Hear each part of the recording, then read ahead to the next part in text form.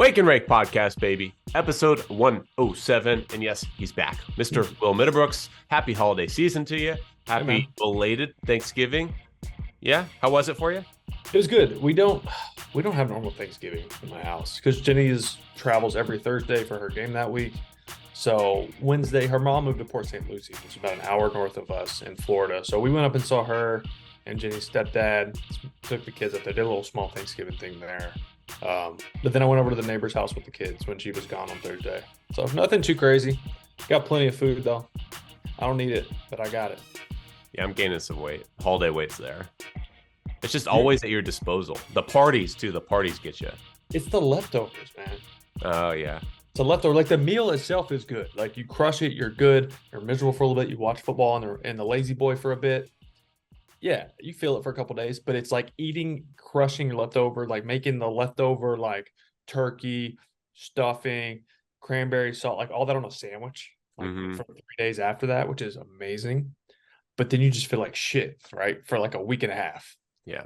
But it's worth it. With all that said, it's worth it. Are you a charcuterie board fan? Charcuterie? Is that what you said? Charcuterie board? Charcuterie board? Yeah. I'm down with that. I'm down with the meats and cheeses. Yeah. I gotta have something sweet though. So like grapes, honey, like the fig jam.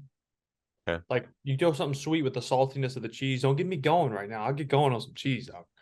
Do you cook? I'll get going. You gotta you gotta put something sweet in there with the saltiness of like a goat cheese or a blue cheese. Get a nice little cracker. Oh, I'm fired up now. Do you cook? I know you smoke and grill, but I can cook ish. I mean, not like Jenny. Jenny was like a child prodigy. I don't think I ever told you this. Well, she has her own. She has her own cooking show. Yeah, like cooking blog show. She was like a prodigy. Like when she was a kid, she was young and had like full rides to like multiple culinary institutes. Really? Like New York, like all over the place. Yeah. And she decided last second, I want to be like a real kid. Like I want to go to college and have like a normal life. So she ended up going to UMass with cheerleader, partied her ass off, I'm sure. I just, some things I don't need to know. But normal life. Normal life, right? And it worked out. It worked out for her. But she can cook, man. You can just give her like a pile of like random shit and she'll make like a gourmet meal out of it. It's a superpower I wish I had. I need directions. I can follow directions. And here, what I was thinking, you married her for her looks, and when in fact it's her cooking abilities, which is totally respectable. Her looks are like secondary, maybe even. Yeah, I'll go secondary. It's a cooking. Yeah. Look, these love handles weren't always there. Let's put it that way. All right.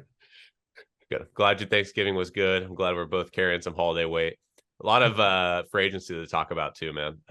Baseball's kind of slowly processing and developing free agency. Like Aaron Nola's re-signed with the Phillies. St. Louis is making a little bit of noise starting pitching wise, mostly, mid-tier, lower, other than Sonny Gray. Sonny Gray is a very nice pickup.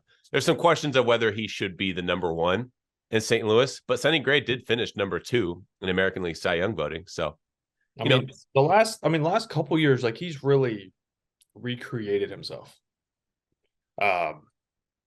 This is pitch selection. I think, there's guys we're seeing change their career path because of analytics and metrics and measurements. And we're being able to see, okay, my arm angle means I have a low release or low attack angle, whatever it may be, a Joe Ryan, a Scherzer, whatever. That means I need to use that to my advantage. Like I shouldn't throw 2-seamers because that's going to be easier to hit. When you have a lower arm slot, you throw a 4-seamer at the top of the zone and it stays up. It doesn't come down because of just how it looks to a hitter. So I think with the analytics and metrics and everything, guys are starting to see their measurements and realize you're seeing guys go from sliders to sweepers or curveballs to sweepers because it matches their arm slot where they release the ball, their spin because of their arm slot and their arm action. So you're seeing guys match up and really find a way to get the most out of their body because of what they naturally do movement wise. So I think you're seeing guys recreate numbers. You're getting better towards the end of in their 30s, like Sonny Gray, because of what we have figured out on the analytics side of things. What's your definition of a number one starter?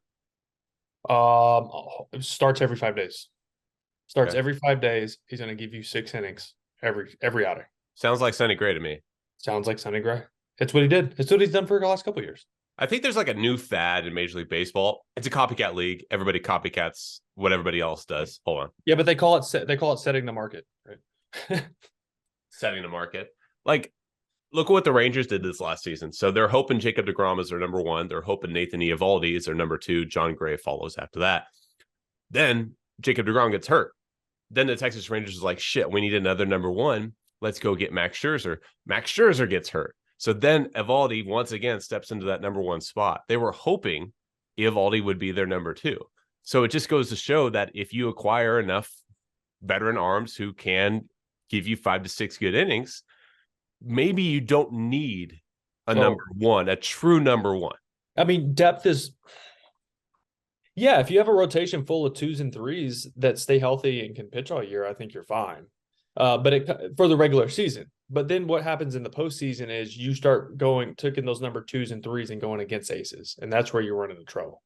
As the postseason, you might win 95 games and roll into like a top seed into the playoffs, but then you play a 3-game series against, or 5 games. It would be a 5-game series if you're a top seed because you missed the wild card round. Then you're facing the Garrett Coles and the aces of this world. So I don't know. It's doable if you have 3 number 2s. I think you're fine, but it's just not realistic to say, well, we're going to be healthy all year. The way guys throw max effort, the way they're trying to pull down to spin the ball, the way pitchers are used now is just like, hey, give me everything you have for 4 to 6 innings, and that's just not realistic when you're thinking about guys having long careers and throwing 200 innings. Like the 200 innings, 170 innings is a new 200 innings. Mm-hmm. Logan Webb led the league in innings pitched with, I don't know, 220-ish? Maybe? 220, yeah. I think so. If that? I feel like that's all right. You tell me. Led the National League with 216. 16, okay. Yeah, 216. Well, you think like everyone's talking about like, all right, so Glasnow. I was just going to ask about him. Yeah, so Tyler Glasnow is like, what do you have, 120 innings or so? You know, it was actually one of the better post Tommy John seasons we've seen. Mm-hmm. How many innings are you looking at? 120 on the dot. Okay. On the dot, yeah. Okay, so everyone's like, man, he's going to be even better, this and that. That was sneaky. I'll say sneaky because nobody knows it. That was a career high for him. It was. Wow. That's kind of disappointing. So you wouldn't think that, though. You think he's like a 180 guy. Yeah. But he's dealt with a lot of injuries through his career because of he's long, he's lanky, he throws gas, he spins the shit out of the ball, and that equals elbow issues. He was very loud about the spin or the stickiness being taken away, and that playing into him blowing out his elbow. Who knows if it did or didn't? It makes sense if it did. But he's a guy. I mean, we have to skip too far forward, but like looking at trade candidates, he's a guy who, in my mind, should be a number 2. If a team brings him in to be a number 1, I don't think they're in a good place. Just because, like what we just said, 120 innings is his max he's seen in his career. That's not an ace, in my opinion. He has ace type stuff, but if he's not out there, the best ability is availability. Yeah. If you're not out there, it doesn't matter. So I think we see a team. If Glasnow is traded, I think we see a team who already has like a wealth of good arms, and we're going to be like, wow, they got him. It's going to be one of those like they didn't even need him type things, and he's going to slide in and be like a number 2 or number 3. Probably if he can slide in and be a 3, like teams, you're in a good place. But you're also not putting all your eggs in one basket where if he does get hurt or if he does throw 120 innings only and only makes, I don't know, 24 starts instead of 30 plus, you're okay because you have 2 other arms to lean on, or at least one stud ahead of him. You said you didn't want to get ahead of ourselves here, but I think we've teased our audience enough about this episode. We've teased it a couple times saying, hey, we're going to talk about, landing spots and our predictions for the offseason. That's what we're doing on today's episode. So let's go ahead and skip ahead and let's just talk about the trade candidate. So Glasnow's one. By your definition, I agree he would not be a prototypical number 1 because he's not taking the bump every 5th day. Now his stuff-wise, he's an 8. Absolutely. He has ace shit. I mean, you see Yeah. him throw, it defines ace. He throws gas, he throws strikes, he punches guys out, he gets soft contact. He just has that demeanor about him, which he is an ace. But you got to show me you can be out there longer. You got to throw more innings to be a certified ace. Garrett Cole, arguably the best pitcher in Major League Baseball. His, again, I say arguably, greatest asset is not only his stuff, it's his availability. He's pitched 30 or more starts in 6 straight full seasons. Garrett Cole. Right. That's right. And you know what? He will go out there and people are only going to remember his clunkers, right? The Red Sox shelled him and, he gave up 6 in 3 innings. You know what? He did, but then he stuck it out and got through 6, right? And that's why their bullpen was one of the best bullpens in baseball last year, because their starting pitching was working deeper in the games and they weren't having to overuse guys. Where does Glasnow go? Where are you thinking? Man. Does Boston have a chance to get him, or probably not because it's in the division, right? But they have they've had that relationship because they had Heim's not there anymore, of course, but they had Heim Bloom, so they brought over Eovaldi, who used to be a Tampa Bay Ray. They kind of had a I don't think he goes to Boston. I'm trying to think right now. I'm not sure where he would go because it's a rental. It's a 1-year deal. The Dodgers are certainly an option. The Dodgers, and it's like $25 million, right? So the Dodgers are a very good option. Yeah, they have the money. I think the Red Sox are going bigger. We can get into that in a little bit. A little bigger splash. Okay. Damn, I don't know where Glasnow would go. I'm thinking because I could see a team being like, all right, we need him to lead our rotation, but I think that would be a problem. Agreed. Now, he could be totally different post Tommy John. This could have been elbow issues for the last 3 years, and we just didn't know, and it ended up blowing out. I would have said St. Louis, but I feel like they already they just landed 3 guys, not necessarily top guys. Lance Lynn's not who he used to be. Sonny Gray is a stud. No way around that. They still have Steven Matz, right? The back end of that rotation. They do, yeah. And they picked up Kyle Gibson. I'm missing somebody. I can't remember their 4. But Miles Michaelis. Michaelis will probably be number 2 behind Sonny Gray. Yeah. Then Kyle Gibson, Lance Lynn, and then probably Matz is their rotation. Yeah. God, you got me thinking on Glasnow. What about San Diego? Because they made the trade for Blake Snell 2 years ago with Tampa, 3 years ago, 2.5 years ago. If they're not able to retain Snell, if they're not able to, there's no way they're retaining Snell. I don't. My opinion. I don't think so. They're trying to cut salary. I think so too. But Glasnow's $25 million, dude. Yeah, but for 1 year, it's still $25 million. If you're trying to cut money, true.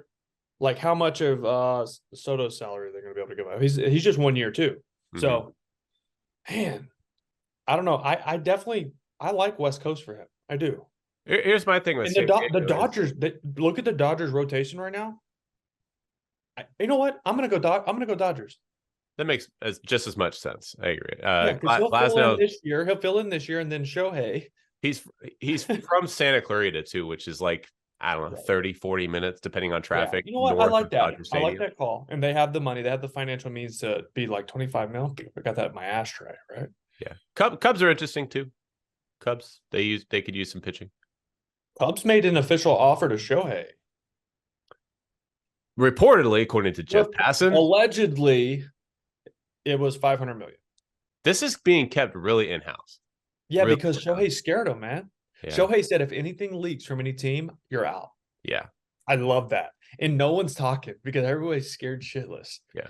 So it makes me think. So Jeff Passan came out today and said, the Red Sox are out. The Yankees are out. And I'm like, are they?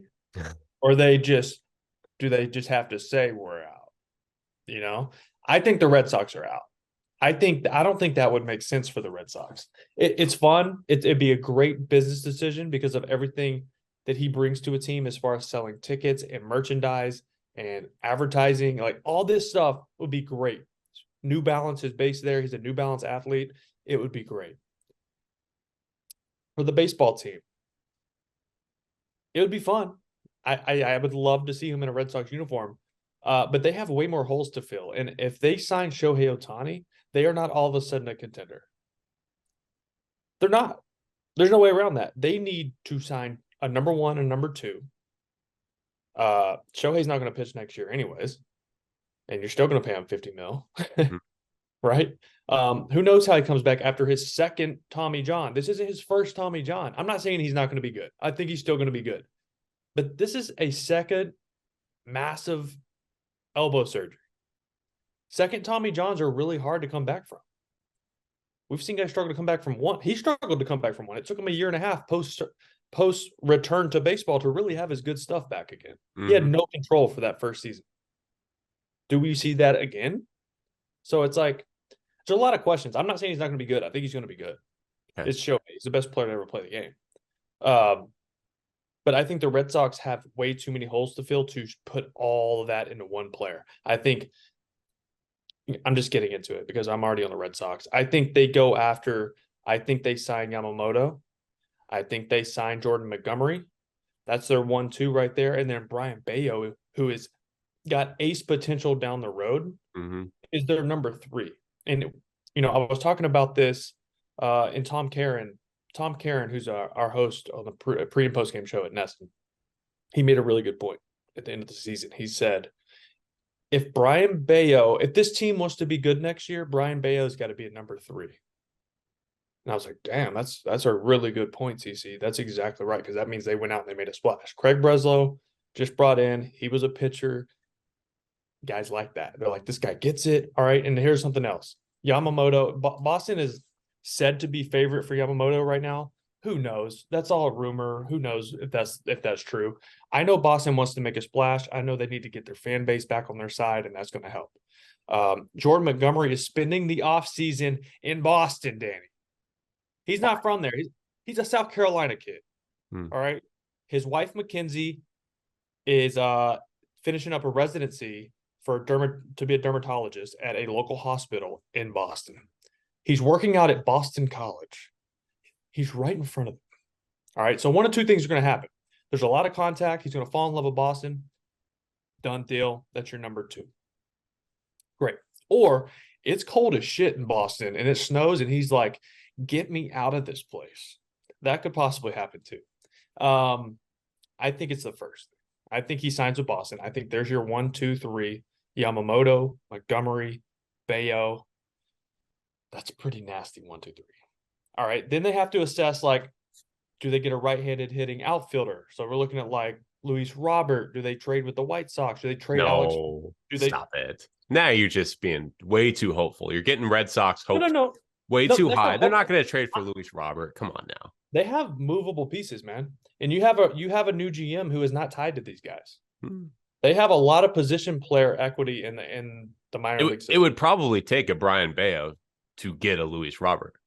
Yeah, probably, but they're not gonna get rid of him. But you got to see where the White Sox are at. You got to try. I'm not saying that they're going to. I'm saying that's what I feel like they need, a right-handed bat. I could also see it being like a Rhys Hoskins. If you don't re-sign Justin Turner, Rhys Hoskins coming off an ACL, you obviously want to see if he's good, but he can DH. He can play first if Casas needs to DH. Rhys can probably play some left field if you need him to, because Masataka Yoshida is not a good outfielder. Rhys would not be a step down from him. It'd be just game manager quarterback, basically. Like, just go out there and make the routine plays. That's all we need. Stay on your feet. Don't give up any runs. That type of thing. Kyle Schwarber at first base. Yeah, knock it down, bud. Just tackle it. Yeah. And then they need a second baseman. First, still talking about the Red Sox. I mean, there's been talks with Jonathan India. There's been Brandon Drury, Whit Merrifield. There's a lot of names been floated out there trying to figure that out. Merrifield would cost a little more. I don't think he's going to help them that much.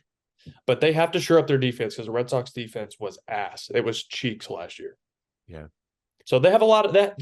My main point being they have a lot to fix for them to just go all in on Shohei, because he's not going to all of a sudden make them a contender. It's not going to happen.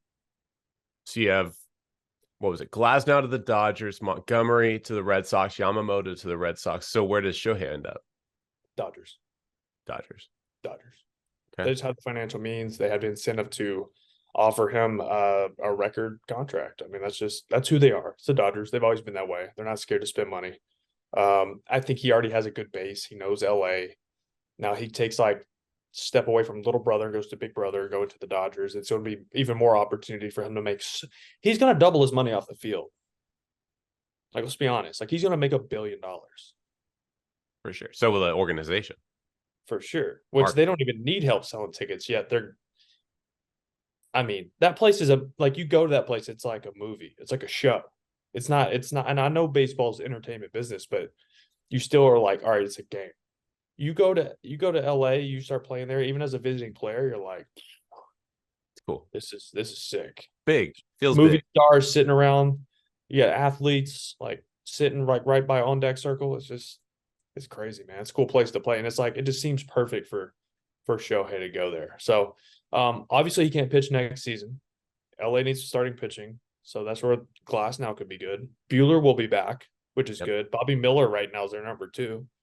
Does Kershaw finish his career in Texas? Like, maybe. I can't see the Dodgers not bringing him back. But there's a good chance Julio Urias doesn't see the field next year because of his domestic violence issues off the field. So Dodgers makes too much sense for too many reasons. I also have the Dodgers for Shohei. I think at this stage, you start weeding out the teams that thought they were in the sweepstakes. So, for example, there were, Jeff Passan came out and said that the teams that are still in it, Dodgers, Cubs, Blue Jays, and Angels, and he reported that the Mets, Rangers, and Red Sox have turned their attention elsewhere. He did not mention San Francisco, which was intriguing to me. He did not say whether they were in or out. He said it's pretty much unknown where San Francisco is right now on the Ohtani sweepstakes, which I found quirky. I don't think he goes there. Maybe not, but it's strange how... I feel like the Giants have to make some type of splash after last offseason, like the Correa, the Judge, like all that stuff going down and like not ending up with anyone. It's like, all right, we got to sign someone because they were a decent team last year that was just missing a superstar, like missing like 2 pieces. Are you saying Wilmer Flores in the 3-hole is not going to get it done? Well, I saw it in person, dude. I saw it in person. What? Yeah. I think Ohtani to the Dodgers makes perfect sense. Did you see the report? I think it was Hector Gomez that put this out, that there were stirrings of the Angels also. If the Dodgers got Ohtani, the Angels could also trade Mike Trout to the Dodgers. It would basically be an Ohtani Trout flip to the Dodgers, which I don't know how much truth there was to that. Those fans would burn. Can you imagine? They would burn that stadium down in Anaheim, bro. Yeah. I want Trout out of there. Be fun to see him. I do too. I want Trout on the East Coast. Philly? Yankees? Would not want to be in New York. No, I mean, he's a Philly fan. Pittsburgh. No. Put that man in Pittsburgh. They couldn't afford him, obviously. But no, that's disgusting. Was Melky barking? Yeah, he's old and grumpy, dude. He just barks at me now from the top of the stairs. That's kind of like me. He's gonna become a problem. You got them shorty shorts on. Me? I got the Lulu. That's what happens when you're 6'6". Everything's short. Yeah. Cody Bellinger. Ooh.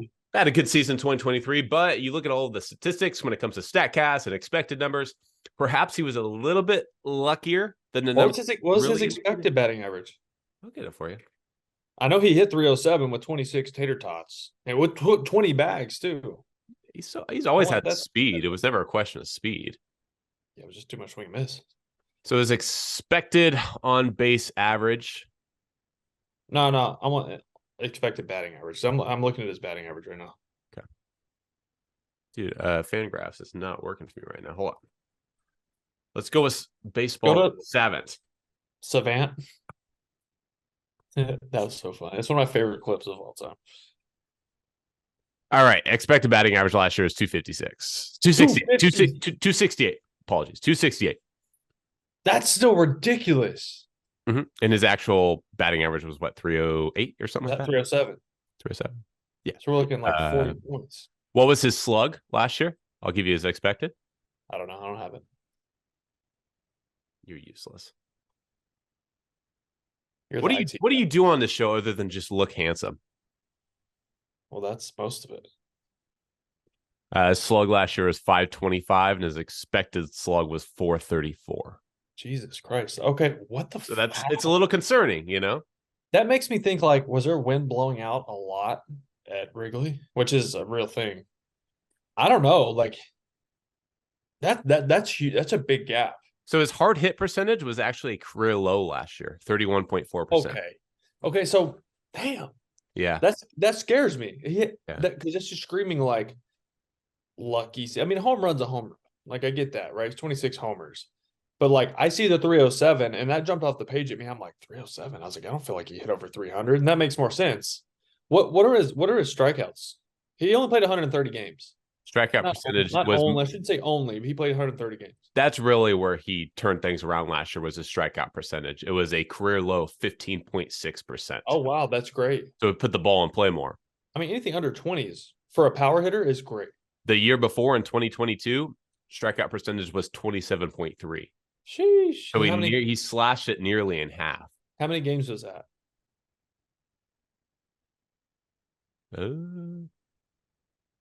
I don't know. It was a lot, man. I don't have every stat here. Hold on. Baseball Savant. Baseball stat 144 in 2022. So it was a full season. And then he played 130 in 2023. A shit ton of strikeouts. Any other questions for me while I have statistics in front of me? It's just your job. You're the IT guy. We need to get a guy that joins our squad and just punches the numbers for us, because we can't remember all these things. We'll work on that, okay? Expected producer. Okay, so all right, so Bellinger. Or a woman, by the way. Or a woman. I said a man. That was woman would probably be better. Bellinger, I think the Yankees want Juan Soto. And I think if they can't make a deal with San Diego, then they'll go Cody Bellinger. But they're going to be in a fight with the Cubs. But I think the Cubs are going to do everything in their power. They did offer him the qualifying offer, which he's not going to take after the season he just had. But they're going to try to re-sign him. Mm-hmm. So it's going to be between the Cubs and the Yankees. I think Cody Bellinger is a Chicago Cub next year. And I think Juan Soto is a New York Yankee. Okay. Supposedly, the reports are saying that the Yankees and Padres have exchanged names. So yeah, that's always the first step. I mean, yeah, that gets reported and you're like, oh my God, here it goes. Like, no, that's like the first step. Like, here's what we're going to offer you. And then they go back and forth for a month. Unless they hit the jackpot and they're like, that works, let's do it. Here's a team I want to throw out there, and maybe it's not for Cody Bellinger. Maybe it's for Matt. Well, he played for the last year. But so the Blue Jays are supposedly one of the finalists for Ohtani. And if they miss out on Ohtani, which they're not exactly expected to be the front runners, if they miss out on Ohtani, the Toronto Blue Jays are not going to be like, oh, we just won't get anybody. No, they're going to have to turn their attention elsewhere. So Cody Bellinger, or I was going to bring up the name Matt Chapman. Obviously, he played for them last year. Blake Snell, Rhys Hoskins. Like Toronto's going to have to go somewhere if they don't get Ohtani. Oh man, I always feel like Toronto is like the forgotten team, just because they're in Canada, right? And I mean, I'm guilty of like never thinking of them as signing guys. Mm-hmm. For some reason. I could see that though. I could see Belly doing that, but I think the Cubs want him. But you got a new manager coming in, so who knows? He might have a different feel for it. So I guess have to see how that works out. What about Matt Chapman? I originally said Diamondbacks, but then they got Suarez from Seattle. Mm-hmm. So I could see Chapman going to the Yankees. He looks. The Yankees have been He looks like Mickey Mantle. It's been a revolving door at third base for the Yankees ever since, really. Yeah, like Josh Donaldson wasn't their guy. Like he couldn't stay healthy. No. I could see Matt Chapman going to the Yankees. San Francisco makes a lot of sense. Clean shaven. Yeah. He looks like a Yankee to me. Wasn't there a report? It was like a year ago. No, it was 2 years ago before Chappie got traded to Toronto. There was a report that the Yankees were looking to trade for Matt Chapman to be their shortstop. Do you remember that? Well, that was before Volpe got to the big leagues, and right. But there's a connection there. There's a connection there, but he's not a shortstop. He's very athletic third baseman, but Chappie makes a lot of sense for San Francisco too. Bob Melvin, new manager. Bob Melvin managed him in Oakland. San Francisco needs a third baseman as well. And San Francisco is looking to spend money. If they miss that's a good point. I didn't think about the Melvin connection. That's a good point there. I can see, okay, now the Diamondbacks are out on him. I can see Yankees and Giants kind of fighting him over that there. I like that. Blake Snell lands where? I'm going to go Philly. They just keep spending, man. They just keep spending, dude. Yeah. Keep spending until you win it. The thing with Snell is like, we haven't mentioned Atlanta at all on this episode. What's going on? They're sneaky, but they tend to find guys you're like, that's like second tier, and then they're like superstars, right? Ronaldo Lopez, who they already signed. Yeah. Like, but they signed him for like 3 for 30, right? Yeah, and they're going to make him a starter, and he's probably going to be very impactful for him. 100%. Yeah, 100%. Yeah. Snell is interesting, obviously with the Cy Young and the dominant season that he had, but he's just such a balancing act. Like he's balancing on that fence of like, I gave up 7 over 2 2/3, or I went no hit perfect into the 7th. It's like, holy shit, man. He stresses me out because he goes full count on everybody. Like if I'm facing Blake Snell on a normal day, not a day that he's like locked in and like pounding the zone, a normal day for him, I can get to 3-2 count without swinging my bat. Oh yeah. You know what I mean? So it's like, and you hear people bitch about Snell, like he doesn't work deep in games. He's only throwing, it's 5 and dive every time. Yeah, because he's had 100 pitches, because he goes 3-2 on 2 guys every inning. So like the worst thing you can do as a hitter against Blake Snell is go swing early in the count and be aggressive. Like just wait him out. I mentioned Toronto earlier. Go ahead. No, I didn't mean to cut you off, but I mentioned Toronto earlier. Maybe they could be a play for Snell. What about Baltimore? Excuse me, Baltimore. It's time for Baltimore to start spinning. It's been time, dude. It's overdue. They have a lot of controllable young talent making no money right now. They should extend some of these guys. Let's be honest. I wonder if Jackson Holliday is going to be their starting shortstop, or if they're going to stick with Mateo. Their top prospects for the most part, other than Jackson Holliday, they're pretty much, on the cusp of getting to the big leagues here. And who's the other guy? He got to the big leagues last year. What was his name? Colton Cowser. No, I was thinking of someone else.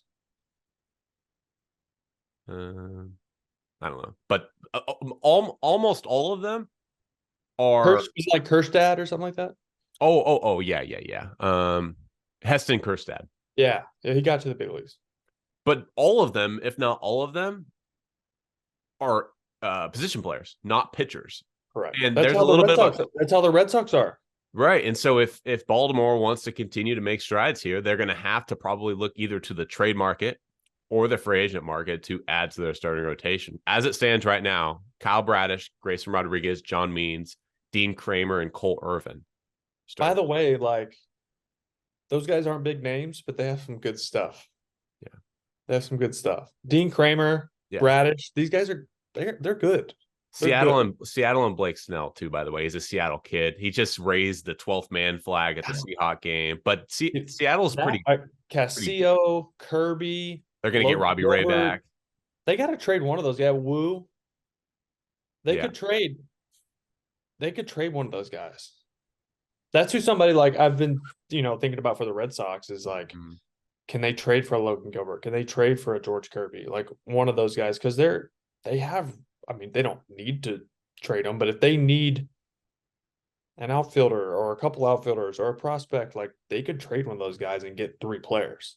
Seattle's another team like Baltimore that needs to start putting their middle of the metal here. Seattle was the team I told you I think could be this season's or next season's Arizona Diamondbacks. Right. Like sneak in and make some noise because that rotation is ridiculous. Yeah. Eduardo Rodriguez. Oh. I'm going to start just naming off guys. We're going to go fast pace here. Pick up Reds. Marcus Stroman. Ooh, I didn't even think about Stroh. Could you imagine him going back to Toronto? Yeah, I could see that. Yeah. I know he's close with like Manoah. Wonder what happens with Manoah. Like you mean like he's not going anywhere? I don't think anybody wants. No, I mean like, does he figure it out? Oh yeah, I don't know. Like, what's he look like in spring training? I'm Right. not going to get into. I'm not like body shaming and like talking about him being overweight and stuff like that. Sure. Like, I know he's putting in the work because I know he works his ass off, and some people are just bigger people. Yeah. But some people have to work a lot harder to get in shape and stay in shape, and I know he puts in the work.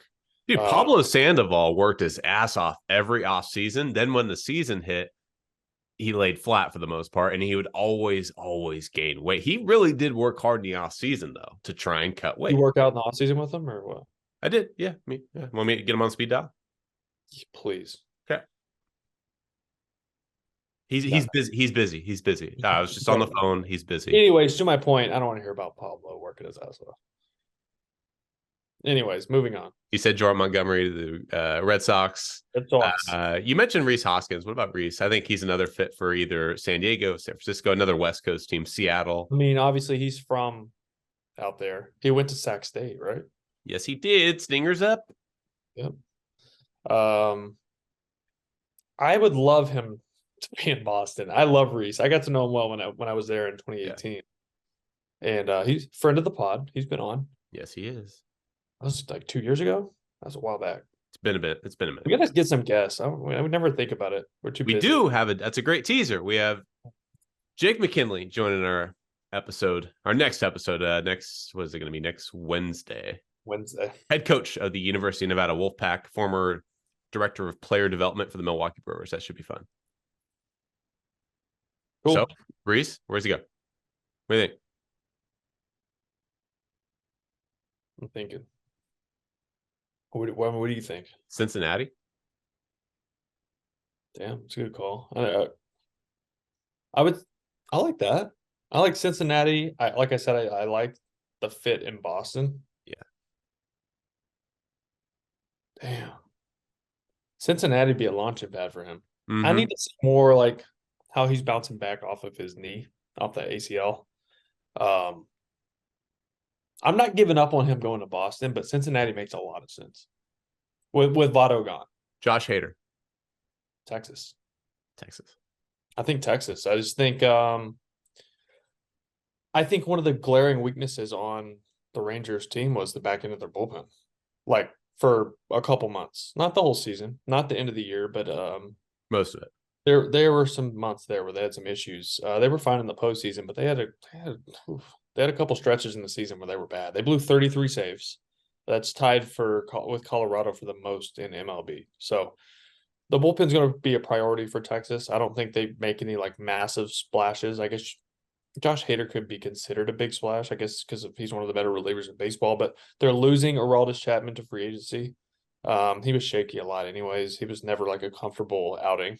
But I just think Hader fits in perfect the back end of that Rangers bullpen. Kind of a setup guy. But they have Jose Leclerc, who's been close. Well, does Hader only want to close? Probably. So do they bump Leclerc to 8th? Yeah. I mean, Hader's the much more dominant option there. No, I'm with you. But Leclerc's just been there for a while. What if? He was there in 2017 when I was there. Hear me out. Clayton Kershaw goes to Texas, and he says, goodbye starting pitching. I'm going to pull a John Smoltz, and I'm going to be the next Texas Rangers closer. Yeah, nothing screams closer like a 90.91 mile per hour fastball. If you're only pitching 20 pitches in an outing.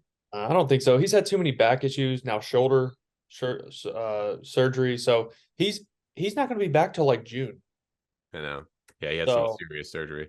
Serious, like capsule, if at all. I don't want to scare people, but there's yeah, he's my age. He's like 35, 36. Like that's going to be tough to bounce back from. I'm not saying he's done, but right. I don't know what you get from him. That's why I think he probably just signs like some type of deal in LA to just kind of finish his career. Or I could see Texas is an option just because he's from Highland Park, which is like downtown Dallas. Please try again. Siri's listening to everything. John Smoltz, average fastballs last 3 seasons, 92.7, 93, and 91.6. I know. How old was he? 40? John Smoltz is 56 now. His last season was 2009, which would be Do the math. 14 years. I don't know. He's probably 42 years old, 41 years old. Yeah. 8 years older than Kershaw. Last one. And we can move on with our lives. Jorge Soler. Ooh, I didn't even think about him. He's sleepy.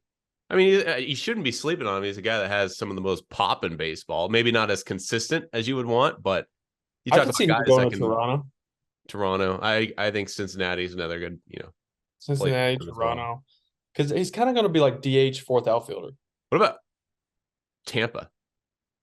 I don't think so. I don't think he fits there. I can see him re-signing in Miami. I don't know what Miami's doing.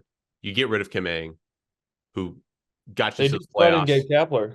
They bring in Gabe Kapler, and why did they bring in Gabe Kapler? Because he gets guys like Wilmer Flores who play above their salaries. I saw him sticking his head in. He's going to be a problem, man. I told you. How old is he? 12. 12. Jeez. I know. SEC championship. That's where you're at, right? Georgia, Georgia, Alabama. Atlanta. I'm in Atlanta. Yeah, Georgia, Alabama. Georgia's favored by 5. What? Georgia's. Yeah, I think it's gonna be close. I think it's gonna be like a 31-28 type game, 34-31 type game. And who wins? Dang. The worst thing. You can't put out the score like that and not have a winner. Oh no, I have a winner. Just let me talk. Let me talk through this. So, the worst thing that could happen to the college football playoff is Alabama win. Yeah. Because then you're like, well, we can't leave Georgia in, but if Georgia loses to like arguably one of the top 7 or 8 teams in the game, did they really drop past 4? Mm-hmm. No, not realistically. But then you have a team in the playoff that lost to a team that's out of the playoff. Yeah. So it's like you got a lot of moving pieces. So especially if everyone else wins. If everyone else wins. Well, Washington and Oregon will take care of itself. The winner of that. I think Oregon wins. Oregon's favored by like 9 points, which was shocking to me because Washington they've been playing some really good football ever since Washington beat them. Right, and it's a neutral field too. Florida State likely going to be with their 3rd string quarterback against Louisville. You know what? Those receivers are unbelievable. Florida State is nasty. That transfer from Michigan State, is it Coleman? I think is his name. God, he's incredible. Keon Coleman. Yeah. So I think Florida State's only favored by like 1.5. Yeah. I felt so bad for them when Jordan Travis went down because I didn't think they were going to win a national championship. I didn't. They're not going to beat like the Michigans or the Georgias. They're not. I just don't think they're. I don't think they're good. I don't think they have the defense to beat them. But they still were going to get in the playoff. They're going to beat Louisville. But back to your original question, I think Georgia wins on like a 4th quarter field goal. Do you think Florida State should be like?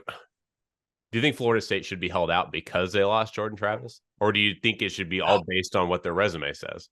That's got to matter, or you're going to end up with like the TCU issue like you had last year playoff, where you get people getting blown out. Liberty is 12-0. Just saying. I mean, come on. I'm just saying you got to take talent on the field. Conference USA is not spitting out a playoff team. I know, but okay. Let's say hypothetically, right? Let's say Oregon beats Washington. Florida State wins. Do you put Ohio State or Texas above Florida State? And let's say Bama wins too. I got to see how Texas plays against Oklahoma State, but Texas is really good. I don't think they have a good quarterback.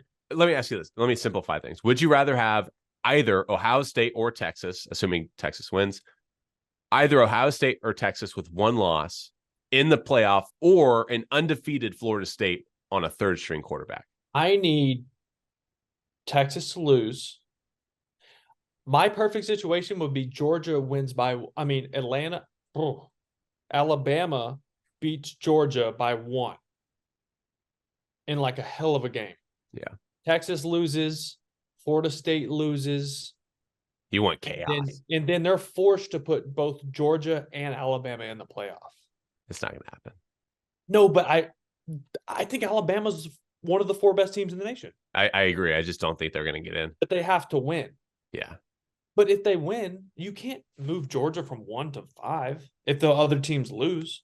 You know what would be just chaos is if Alabama loses, or excuse me, Alabama wins, and then let's say, like, hypothetically, it's either Florida State or Bama that you like Michigan's going to win by 30. Yes. So, like, if your two options, like your two best options, are Bama and Florida State's undefeated, and Bama has one loss against Texas, I don't know who you're putting in, man. I think Bama unarguably is that's where deep down, if you want the best team in there as a committee, you have to look at the body, like, or like the details of the team. You have to look at Florida State's quarterback situation and say, is this the best team we can put in there right now? I agree. Like, I get it. They won the ACC. They're undefeated. They had a great season, but their quarterback is gone. Yeah. Like, they're not going to compete in the playoff. That's a tough spot to be in. So they're praying Florida State loses, so they don't have to worry about that. They're praying Georgia wins big. And by big, like 10. Michigan's going to take care of business. Oregon beating Washington could get a little weird. Mm-hmm. And then Texas should win. Texas favored by like 9, I think. Yeah, against OK State. Yeah. Baseball fans by day, college football super fans by I'm way more passionate about football, to be honest. Yeah. I will live vicariously through you at the SEC championship game. I will be working that game remotely, but I will be, emotionally. I'll be in a suite in the end zone, multiple bourbons or tequilas deep. Very, very jealous. I'll send videos. I really hope you don't. That actually makes it I will. way worse. I'm going to FaceTime you. And unless you're on the phone with Pablo Sandoval, you better pick up the phone. Thank you guys for listening. We have plenty more Wake and Rake. Next episode is going to be Jake McKinley from University of Nevada, Reno. Talk to y'all soon. Peace.